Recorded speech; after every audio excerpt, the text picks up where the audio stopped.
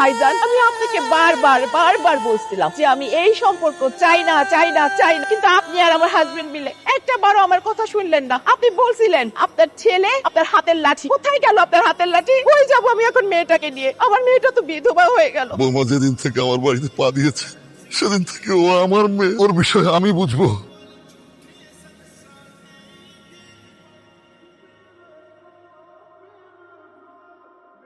তোমার সাথে আমার জরুরি কিছু কথা আছে। বলো। আমি জানি তুমি আমার কথা কখনো অবাধ্য হবে না, এও জানি আমার কখনো যদি দুঃসময় আসে তুই আমার পাশে থাকবি। জি। তাই বাবা হিসেবে আজকে তোকে একটা অনুরোধ করতে চাই। জয়ী তোর ভাইকে ভালোবেসে বিশ্বাস করে আমাদের বাড়িতে এসেছে, ও খুব একা হয়ে গেছে রে, ওর এই বিষয়গুলি আমি আর নিতে পারছি না। তাই বাবা হিসেবে আমি একটা দায়িত্ব পালন করতে চাই। তুই ওকে বিয়ে করবি? তোমার কি মাথা ঠিক আছে? তুমি চুপ কর। বাবা, উনি আমার ভাইয়ের ওয়াইফ, এইটা তো কখনো চেঞ্জ হবে না। আমার মাথা থেকে এটা কখনো সরবে না, এটা ইম্পসিবল। সরি বাবা। তাহলে শোন, তুই যদি রাজি না হোস আমি জয়ীকে নিয়ে এই বাড়ি থেকে চলে যাবো।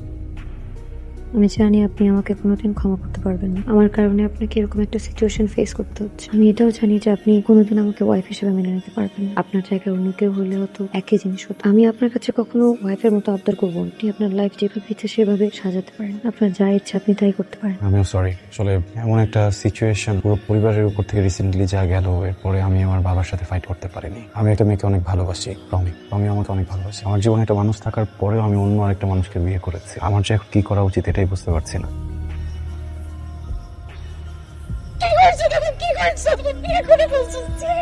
আমার এখন কি হবে? আমি বাসায় কি বলবো? বিয়ে কেন করছো? বিয়েটা আমরা খুব ইচ্ছা করে করিনি। সিচুয়েশনটা এমন ছিল, আমাদের কিছু বলার ছিল না। বাবার সাথে অনেক বড় ঝামেলা হয়ে যেত। উনিও আমার সাথে থাকতে চায় না, আমিও ওনার সাথে থাকতে চাই না। পুরো বিষয়টা একটা কম্প্রোমাইজ, বুঝতে পারো? এই সম্পর্ক টিকবে না, এখানে কিছুই হবে না। তুমি যদি একটা গার্লফ্রেন্ড নিয়ে আমি তোমাকে দেখতাম, আমি মাফ করে দিতাম, আমি মেনে নিতাম। এটা আমি কিভাবে মানবো? বুঝতেছি আমি ভুল করছি। তোমার সাথে যেটা হয়েছে এটা অনেক খারাপ হয়েছে। আমি না জাস্ট একটা জিনিস জানি, আমি তোমাকে অনেক ভালোবাসি। আমি কখনো ফেক করি নাই, বুঝছো? ভাইটা চলে যাবো না, বাবা মা যেন কেমন হয়ে গেছে, বুঝছো? এই সময় আমি ওনাদেরকে কষ্ট দিতে পারি না। আমি ওয়েট করবো এই সম্পর্ক শেষ হওয়ার জন্য। আমার যদি সারা জীবন ওয়েট করতে হয়, আমি সারা জীবন ওয়েট করবো। যেই দিন আমি ওকে ছাড়তে পারবো ওই দিন আমি তোমার কাছে চলে আসবো। আমি কথা দিচ্ছি, ওইখানে কখনো কোনো অ্যাটাচমেন্ট হবে না। আদৌ এটা শেষ হবে? আমি সুযোগ পেলে ডিভোর্স দিব। মানে তুমি যদি আমার সাথে না থাকতে চাও, ইটস ওকে। দোষটা তো আমার, আমি ভুল করছি। তুমি যদি আমার জন্য ওয়েট না করতে চাও তাহলে যাও, সমস্যা নেই।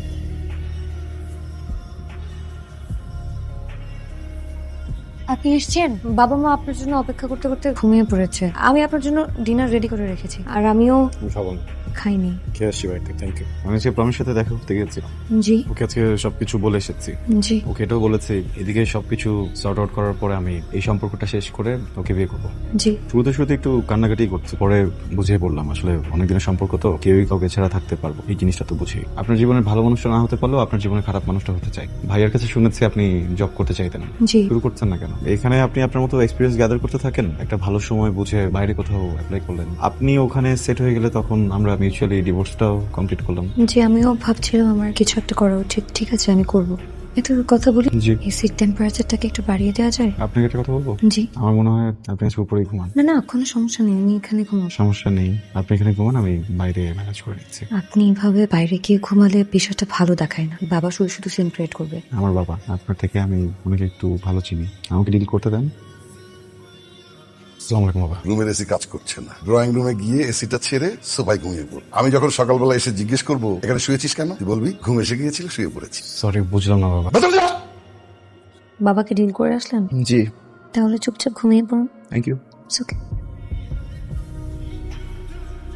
সরি, আমার মনে হয় আজকে রাতে আমাদের দুজনকে নিচে ঘুমাতে হবে। দেখুন, আপনাকে একটা কথা বলি যদি কিছু মনে না করেন। বিছানাটা যে ভেঙেছে এটা আমি কালকে কোনো এক ফাঁকে ফিক্স করে ফেলবো। বাবা মাকে বলার দরকার নেই, ওনারা ভুল বুঝবেন। কিছুদিন আগে যে মানুষটাকে ভালোবেসে বিয়ে করেছি আজকে তারই ছোট ভাই আমার হাজবেন্ড, কিন্তু কিছু করার ছিল না আমার। যখন আমি ভেবেছি যে ঠিক আছে এবার কোনোভাবে সংসারটাকে গুছিয়ে নেই, তখন দেখলাম সেও আমাকে ছেড়ে দিয়ে তার জীবনটা গোছাতে চায়। এখানেও তো আমার কিছু বলার নেই। কিছু কিছু মানুষ পৃথিবীতে আসলে কিছু পেতে আসে না। আমি হয়তো বা ওই মানুষগুলোর ভিতরে একজন। রিয়েলি সরি, আসলে আমার আজকে একটু ঘুম থেকে উঠতে দেরি হয়ে গেছে, তো সেজন্য নাস্তাটা বানাতে একটু লেট হয়ে গেল। প্রবলেম নেই, আমি একটু বেরোচ্ছি। আপনি প্লিজ না নাস্তাটা করে যান। আমার যদি ক্ষুধা থাকতো আমি নিজে খেয়ে নিতাম, প্লিজ। Thank you.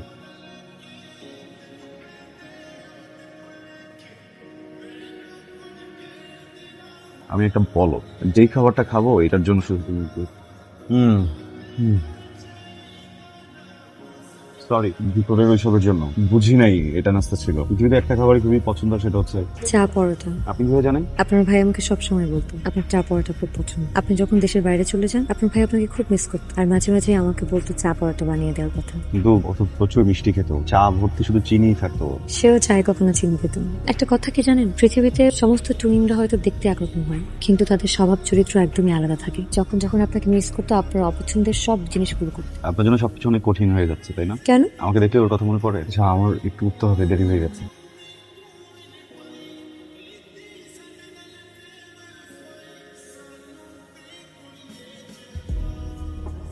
বৌমা আসো, নাস্তা বানাই। মা আমি তো সকালবেলায় নাস্তা বানিয়ে ফেলেছি। তোমাকে না আমি বলছি যা করার মামে একসাথে করবো? সমস্যা নেই মা। আচ্ছা ঠিক আছে।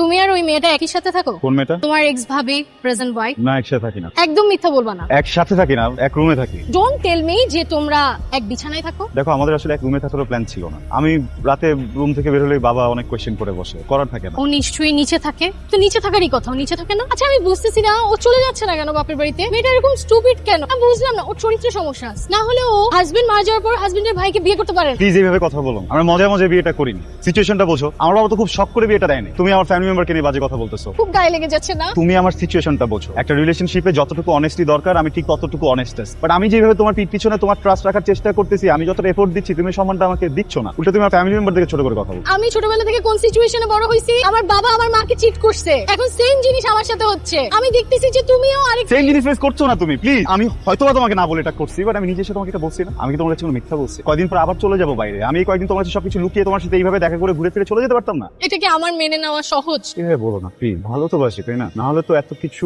এই পর্যন্তই আসতো না। ঠিক আছে, আমিও সরি। এক্সকিউজ মি জয়, প্রত্যেকদিন কেন এখানে এভাবে অপেক্ষা করেন বলেন তো? আপনার মতো খেয়ে দিয়ে শুয়ে পড়লেই তো হয়। আপনি এখানে থাকেন, এটাও তো আসলে বাসার কেউ দেখলে এখানে ঝিমানোর তো কোনো মানে হয় না। হয় জিমাবে না তো কি করবো? বিয়ে করেছে, এখন সংসার গুছাব, তা না? কি শুরু করেছো তুমি? এটা কোনো কথা? সরি বাবা। এখানে তো সরি বলার কিছু নেই। সংসারটা সুন্দর করে গুছাব, কিভাবে ভালো থাকবে। ভদ্র ঘরের মেয়ে, এই জন্য ঝিমায়। ফাতরা টাইপের মেয়ে হলে ঘরে গিয়ে ঘুমাতো।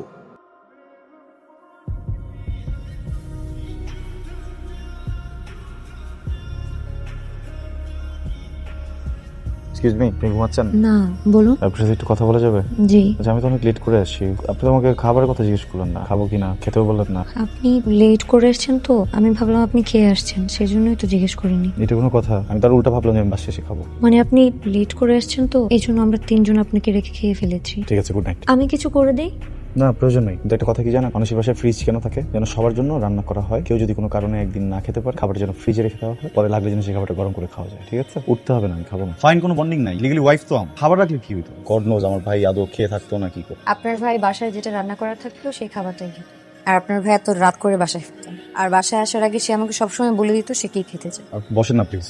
আসলে উঠে লাগলে না আমার মাথাটা ঠিক থাকে না, মাথা গরম হয়ে যায়। সরি। It's okay. ক্ষুধা লাগলে মাঝে মাঝে আমারও মাথা ঠিক থাকে না, উল্টো পাল্টা হয়ে যায়, এটা কোনো ব্যাপার না। আপনি আজকে বাইরে থেকে খেয়ে আসেননি? খাবো কিভাবে? এমন ঝগড়া লাগছে? প্রমির সাথে? নাম মুখস্থ করে রাখেন না। আপনার মুখে অনেকবার শুনেছি। আপনি এখানে বাজে কথা বলেন। আমাকে নিয়ে?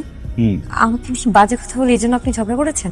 আপনি দেখেন, আপনি তো আমার ফ্যামিলির মেম্বার। ফ্যামিলির কাউকে নিয়ে কেউ কোনো বাজে কথা বললে তো আমার খারাপ লাগবে। তাই বলে আপনার গার্লফ্রেন্ডের সাথে ঝগড়া করাটা ঠিক হয়নি। ও শুধু শুধু সন্দেহ করে। সন্দেহ করাটা তো স্বাভাবিক না? আপনি যে ওনার সাথে ঝগড়া করলেন, এখন তো উনি ভাববে যে আপনার আর আমার মধ্যে সত্যি সত্যি কোনো কেমিস্ট্রি আছে। এটা কিন্তু একদম ঠিক করেননি আপনি। আর মেয়ে মানুষরা একটু সন্দেহ করে, এটা খুবই স্বাভাবিক। আপনি মেয়ে মানুষ না? আমি যখন এখান থেকে যাই তো জানেন আমি ওখানে যাই, কিন্তু আপনাকে বলেছে তাই না? আপনি সন্দেহ করেন? আমার তো আপনাকে সন্দেহ করার মতো সেরকম অধিকার নেই। কে বলেছেন এখানে? আপনি তো আমার মানুষের প্রতি মানুষের অধিকার থাকে।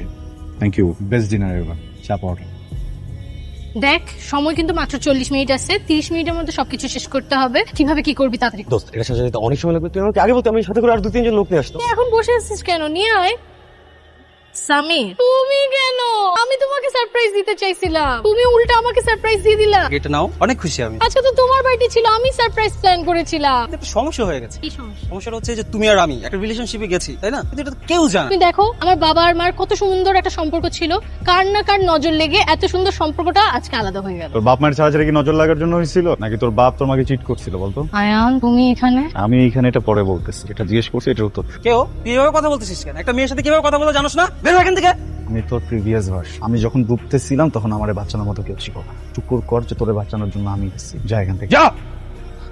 আয়ান ওর কোনো দোষ নেই। তাহলে কার দোষ? খুব লেগে গেছে না, ওর গায়ে টাচ হয়েছে, ও হার্ট হয়েছে, খুব লেগে গেছে। আর আমি যে হার্ট হয়েছে এটা লাগে না, এটা লাগতেছে না, দোষটা কার তাহলে? তোর দোষ। আয়ান দেখো, দোষটা কারো না, দোষটা তোমার আমার সিচুয়েশন। নিজেকে আমার জায়গায় দাঁড় করায় দেখো। তুমি একটা মেয়ের সাথে 5 বছর সম্পর্কে ছিল, 3 বছর তুমি অপেক্ষা করছো, সে বাহিরে ছিল যে আসতে তুমি বিয়ে করবে। সে ঠিকই দেশে আসলো, সে ঠিকই বিয়ে করলো, কিন্তু তোমাকে বিয়ে করলো না, অন্য একজনকে বিয়ে করলো। এটা তুমি মেনে নিতে পারতো? আজকে তুমি আমাকে একটা ছেলের সাথে শুধু দেখছো, এটা তুমি মেনে নিতে পারো না। তুমি ছেলের গায়ে হাত তুলে ফেলছো। আমি তাহলে এখন কি করবো? আমি কাকে মারবো? আমি তো তোমাকে অপশন দিছিলাম না, তুমি যদি চাও তুমি আমাকে ছেড়ে চলে যেতে পারো, তখন চলে যেতা। এটা তো করা দরকার ছিল না, তাই না? এখন যদি তুমি তোমার ওয়াইফকে ডিভোর্স দিয়েও আমার কাছে চলে আসো, আমি তারপরও তোমার সাথে যাব না, কারণ আমার সেই বিশ্বাসটা তোমার উপর থেকে চলে গেছে। এটা সম্ভব না, ইটস ওভার। আপনি যদি কিছু মনে না করেন, একটা কথা বলবো। আপনাকে দেখে মনে হচ্ছে আপনি ড্রিঙ্কস করে এসেছেন। এক তো এত রাত করে বাসায় ফিরেন, তার মধ্যে আবার ড্রিঙ্কস করেছেন। এটা কিন্তু আপনার শরীরের জন্য একদম ভালো না। ঠিক আছে, আপনি প্রমির সাথে দেখা করতে গিয়ে প্রমিস নাম মুখে নেবেন না, আপনার কোনো রাইটই নাই প্রমিস নাম মুখে নেয়। আপনার মতো একটা মানুষের লাইফ ঠিক করতে যে আমার বাপ আমারে ফাঁসাইছে, আমি এই জন্য আপনারে বিয়ে করছি। প্রমি সব কিছুতে পাজল আরেকটা জায়গায় চলে গেছে, পুরো ফাকড আপ লাইফ আমার, জাস্ট বিকজ অফ ইউ। এই মুখে জীবন প্রমির নাম নেবেন না। আপনি যে আমাকে দোষ দিলেন, এখানে আমার কি দোষ? আপনার ফ্যামিলি আমাকে জোরপূর্বক আপনার সাথে বিয়ে দিয়েছে। আমি তো একবারও বলিনি যে আমি আপনাকে বিয়ে করতে চাই। আমি আপনার ভাইকে ভালোবেসে বিয়ে করেছিলাম, কিন্তু সে তো আমাকে রেখে চলে গেল। তার মধ্যে আপনি আর আপনার ভাই দুজন দেখতে একদম একরকম। এখানে আমার কি দোষ? আমি কি কাউকে কিছু বলেছি? আমি কি আপনাকে কিছু করেছি? আপনি যেভাবে চেয়েছেন আমি তো সেভাবেই থাকছি। তারপরেও আমার দোষ। ঠিক আছে, আমার সাথে তা থাকা লাগবে না। আমি আমার মার বাড়িতে চলে যাচ্ছি। আমি কি আপনাকে ডিভোর্স লেটার পাঠিয়ে দেবো?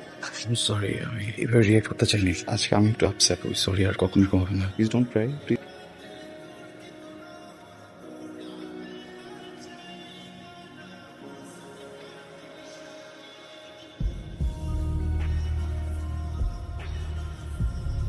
হ্যালো, কোথায় আপনি? আছি। কেন? খাবেন না? না, আমি খাবো না। আপনারা কেন? আচ্ছা, যাচ্ছি।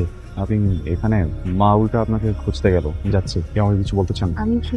এমন কিছু যেটা হয়তো কখনো বলতে চেয়েছিলেন কিন্তু বলতে পারেননি। না, আমার আসলে কিছু বলার নেই। যদি আমি চলে যাচ্ছি, কবে ফিরবো জানি না, কখনো দেখা হবে কিনা সেটাও জানি না। যদি কিছু বলার থেকে বলে দিতে পারেন। সরি, কেন? আমার জন্য আপনি আপনার প্রিয় মানুষটাকে সারা জীবনের জন্য হারিয়ে ফেললেন। এটা আপনার জন্য কি এটা? Divorce letter. আমি তো থাকবো না, তাই সাইন করে রেখে গেলাম। কোনো তারা নেই। যখন আপনার কমফোর্টেবল ফিল হবে আপনি তখন আপনার তো সাইন করে নিন। Ayaan, thank you. আপনার সাথে এই ছোট্ট সময়টা অনেক সুন্দর কেটেছে। You are a good friend. আপনিও। আব্বা, তোর কিন্তু একটা বদ অভ্যাস আছে। তুই বিদেশে যাওয়ার পর একবারে যোগাযোগ বন্ধ করে দিস। এবার যেন এরকম করিস না। যত্ন নিজের খেয়াল রেখে নিজের উচিত।